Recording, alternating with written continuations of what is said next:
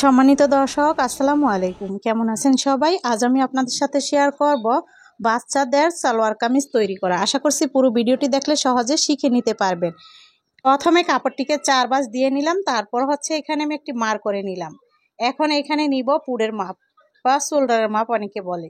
যাই হোক, এখন আমি পুট নিব 5 ইঞ্চি, তারপর এখান থেকে আবার নিচের দিকে নিব 5 ইঞ্চি। এটা হচ্ছে আরমলের জন্য, আরমলের নামটিটা 5 ইঞ্চি নিচে হবে।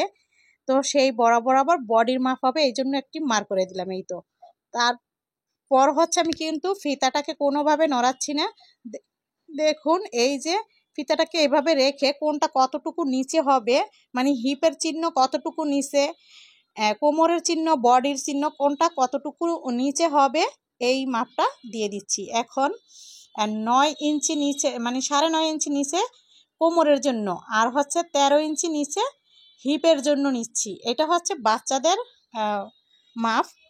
তো যাই হোক, এখন যার যেরকম ফিটিংসের মাপ আসবে সেই আন্দাজে ফিটিংসের যে মাপটা সেটা 4 ভাঁজের হিসাব করে বের করে নিতে হবে। আমি এইখানে নিয়েছি 6.5, তারপর আরও এক্সট্রা 1 ইঞ্চি নিয়েছি। এখানে নিব 6 ইঞ্চি, তারপর নিলাম আরও এক্সট্রা 1 ইঞ্চি। হিপের এখানেও আমি 6.5 ইঞ্চি নিয়ে এক্সট্রা আরও 1 ইঞ্চি নিব। তো এইভাবে করে ফিটিংসের যার যেরকম মাপ আসবে সে আন্দাজে মাপটিকে বের করে নেবেন 4 ভাঁজের হিসাব দিয়ে। এখন আমি দাগটিকে মিলিয়ে নিচ্ছি। এই তো এইভাবে করে দিয়ে দিলাম রাউন্ডটি। এখন আপনাদের দেখিয়ে দিব যে কামিজের লাম্বাটা কতটুকু, আর এই যে আরমলের রাউন্ডটি এভাবে গোল করে দিয়ে দিলাম। তো এখন দেখুন লাম্বাটা কতটুকু নিতে হবে, যার যেরকম আসে সে আন্দাজে আপনারা লাম্বার মাপটি নিয়ে নেবেন। তো এখানে 25 ইঞ্চি কামিজের লম্বা থাকবে 25 ইঞ্চি, তবে আরও 2 ইঞ্চি কিন্তু বাড়তি নিতে হবে, ঠিক আছে? তো আমি আরও 2 ইঞ্চি বাড়িয়ে তারপর দাগ কেটে নিলাম। এখন এই যে দেখুন, এই তো এখন এখানে আমি ঘেরের মাপটি নিচ্ছি 10-11 ইঞ্চি নিলাম। ঘের মানে চওড়াটা, এই যে চওড়াটা নিচ্ছি 11 ইঞ্চি। আর এটা কিন্তু এক পানার কাপড়কে 4 ভাঁজে ভাঁজ দিয়ে নিয়েছি, যেহেতু এটা 2.5 হাত ভরের পানা। আর বড়দের কিন্তু এভাবে বাঁশটা নেওয়া হয় না, বড়দের কিন্তু ওইভাবেই নিতে হবে। তো যেহেতু ছোট বাচ্চা, এই জন্য আমি কিন্তু মাপটি এইভাবে নিয়েছি। যাই হোক, এখন নিচের রাউন্ডটি দিয়ে দিলাম, আর এই সাইডের যে সোজা সাইডটা যেখানে ফাড়াটা হবে সেই দাগটিকেও টেনে দিলাম, হয়ে গেল। এখন গলার যে মেজারমেন্ট সেটা আপনাদের দেখিয়ে দিব। এখানে 2.25 ইঞ্চি গলার চওড়া নিব। আমি গলাটি যখন সেলাই করব তখন কাটিং করে আপনাদের দেখাবো। তো গলার চিহ্নটা আমি এখানে রেখে দিলাম, এতটুকুই। তো এখন আমি কেটে নিব। তো আশা করছি আপনারা মাপটি বুঝতে পারছেন, না বুঝলে রিপিট করে দেখবেন, ইনশাআল্লাহ বুঝে যাবেন। এই কামিজ এবং পায়জামাটি আমি যারা সেলাই কাজে নিয়োজিত তাদের উদ্দেশ্য করে বানিয়েছি, যেন তারা শিখতে পারে। তো দেখুন, এই যে এখন আমি মার করে দিচ্ছি। এখানে আমি আবারও ওই পাশটা থেকে সেলাইটা উঠে এই জন্য আর কি মার করে দিলাম। তারপর দেখুন, এই যে এখানে আমি হাতার কাপড়টিকে বের করে নিব। তো হাতার কাপড়টিকে এভাবে ভাঁজ দিয়ে দেবো, ভাঁজ দিয়ে সমান করে সাইডে কিছুটা কাপড় থাকে, ওটা দিয়ে মিক্স করা যাবে। তো এই জন্য কাপড়টা কষিয়ে তারপর মাছ করে তারপর বাঁচতে দিলাম। এখন লাম্বার মাপ নেব,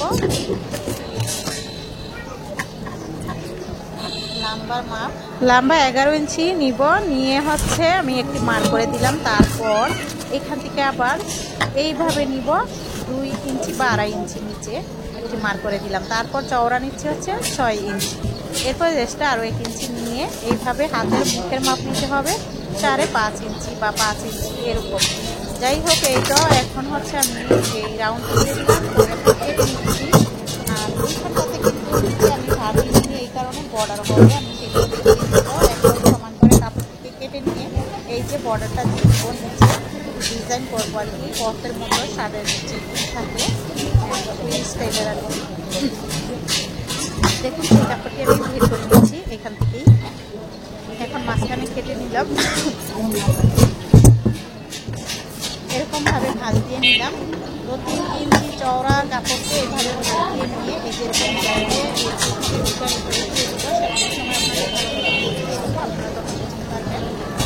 হয়ে গেল। এখন যে কাপড়টা থাকলো সেটা দিয়ে আমি পায়জামা কাটিং করে পরে দেখাবো। তবে এই যে কামিজটিকে প্রথমে সেলাই করে দেখাচ্ছি, নয়তো আপনারা বুঝতে পারবেন না।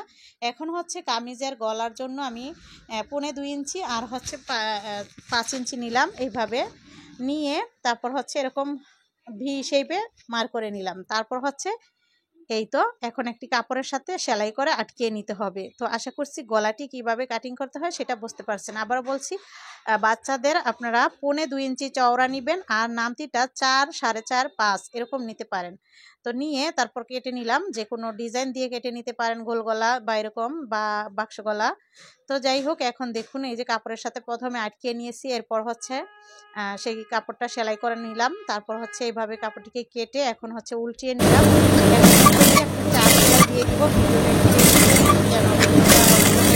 আপনারা দেখুন যে বোরিং না হয়ে যান, বড় হয়ে গেলে এই জন্য।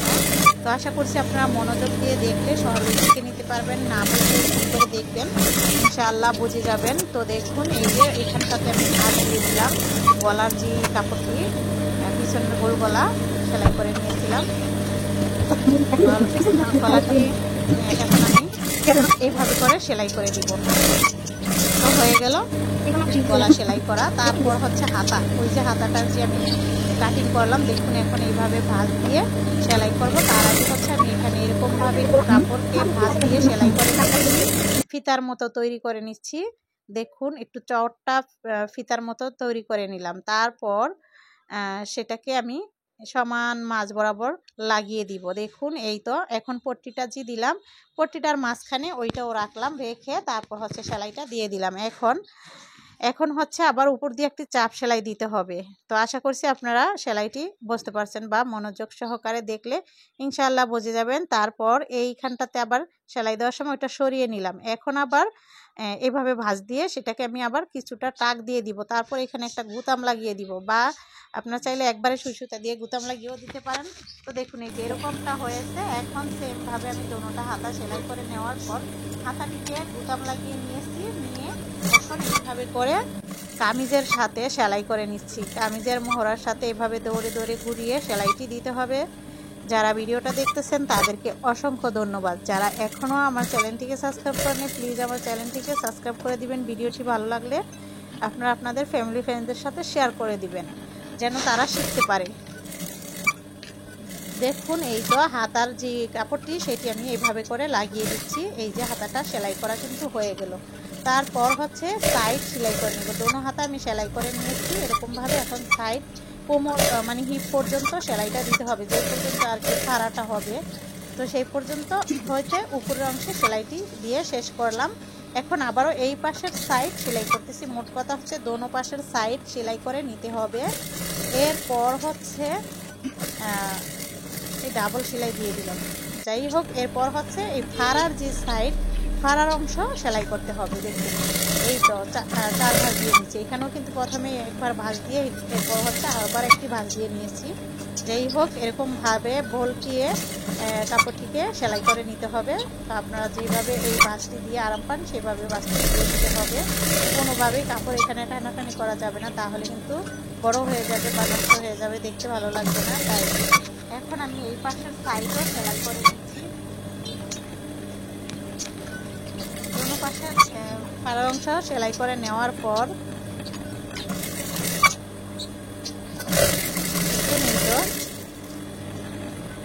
নিচের অংশে সেলাই করে নিচ্ছি। এই তো নিচের অংশে এরকম ভাঁজ দিয়ে দিয়ে সেলাই করে নিচ্ছি। তো সেলাই করার পর আবারও পেছনের পাট সেলাই করে নিচ্ছি। সামনে পিছনে দোনো পাটে নিচের অংশে সেলাই করে নিলাম। এখন পুরোটা সাইড ঘুরিয়ে ঘুরিয়ে উপরের অংশে সেলাইটি দিয়ে দিতে হবে। দেখুন এই যে ঘুরিয়ে ঘুরিয়ে দিয়ে দিচ্ছি।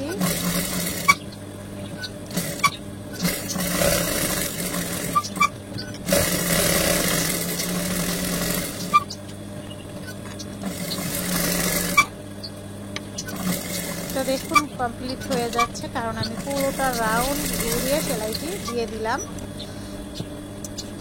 হয়ে গেল কিন্তু আমার কামিজ সেলাই করা। তো আশা করছি আপনারা কামিজ সেলাইটা বুঝতে পারছেন। এইবার আপনাদের দেখাবো পায়জামা। তো দেখুন এরকম পায়জামাটা কিভাবে কাটিং করবেন। এই যে এখানে আমি কাপড়টিকে 4 ভাঁজ দিয়ে এখন রাবার ভাঁজের জন্য 2 ইঞ্চি কাপড়কে মার করে নিলাম। প্রথমে 4 ভাঁজ দিয়ে নিয়েছি, এখন আমি রাবার ভাঁজের জন্য নিলাম। তারপর লাম্বাটা নিচ্ছি, লাম্বা যতটুকু ততটুকু একটি মার করে নিয়ে এরপর এক্সট্রা যে নিব বর্ডারের জন্য সেটাও নিয়ে নিলাম। যার যেরকম লাম্বার মাপ আসবে সেই আন্দাজে লাম্বাটা নিয়ে নিতে হবে। তারপর এক্সট্রা বর্ডারের জন্য এরকম নিয়ে নেবেন, আর উপরে রাবারের জন্য 2 ইঞ্চি নিয়ে নেবেন। এখন আসি মেন মাপ। হাই নিব হচ্ছে সালোয়ারের এই মাপটি হচ্ছে মেন হাই। তো হাই নিব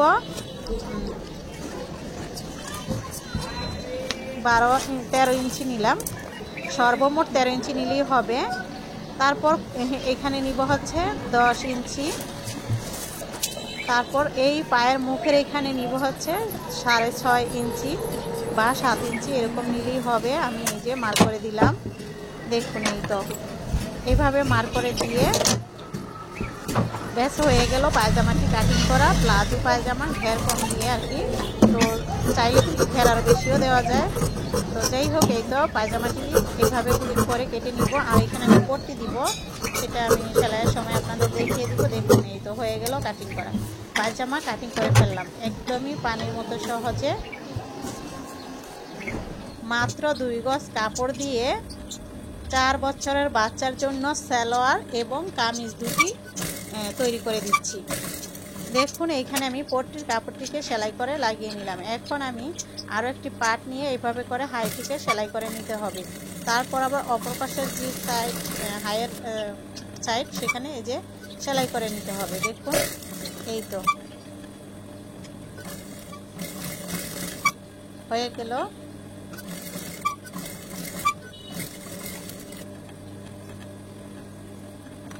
এখন দেখুন এই যে রাবারটিকে কেটে নিলাম। রাবারটি কেটে নেওয়ার পর এইভাবে করে আমি বেশি করে রাবারটিকে সেলাই করে নেওয়ার পর কাপড়টিকে মুড়িয়ে তারপর একটু সেলাই দিয়ে দিব। একদমই পানির মতো সহজ এই পায়জামাটি সেলাই করা। তো যারা ভিডিওটা এতক্ষণ ধৈর্য ধরে দেখতেছেন তাদেরকে আবারও বলছি অসংখ্য ধন্যবাদ। এই দেখুন পরের সেলাইটা রাবারের উপর দিচ্ছি। দেখলেন তো কত সহজে বাচ্চাদের পায়জামাটা তৈরি করে ফেললাম। একদমই সহজ। এরকমভাবে আপনারা আপনাদের বাচ্চাকে ঘরে বসেই তৈরি করে দিতে পারবেন। নিচের বর্ডার হচ্ছে সেলাই করে দিচ্ছি। এই তো এরকমভাবে ভাঁজ দিয়ে তারপর হচ্ছে সেলাইটা দিয়ে দিচ্ছি।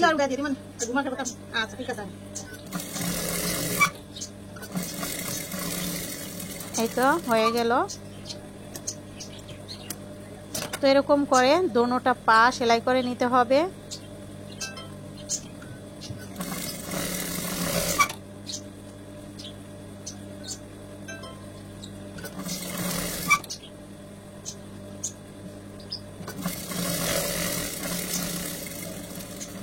সেলাই করা হয়ে গেছে, এখন নিচের সাইড সেলাই করলেই হবে। তো এখন আমি নিচের যে সাইড সেটা সেলাই করে নিচ্ছি। দেখুন এই তো দেখুন কত সহজে পায়জামাটি সেলাই করে নিচ্ছি। এই তো সাইডটুকু সেলাই করলেই কিন্তু কমপ্লিট হয়ে গেল। আমি আপনাদের ভাঁজ করে পরে দেখিয়ে দিব কতটা সুন্দর হয়েছে এই ড্রেসটি, দেখতে থাকুন। তো দেখুন এই যে পায়ের মুখের মাপটি নিয়ে নিচ্ছি, যেন দোনোটা পায়ের ঘের এক সমান থাকে, কোনোটা বেশি বা কোনোটা কম না হয়। অবশ্যই এখানে ডাবল সেলাই দিয়ে দিবেন। দেখুন হয়ে গেছে। এখন দেখুন কতটা সুন্দর হয়েছে। আজকের মতো এখানেই বিদায় নিচ্ছি। সবাই ভালো থাকবেন। আল্লাহ হাফেজ।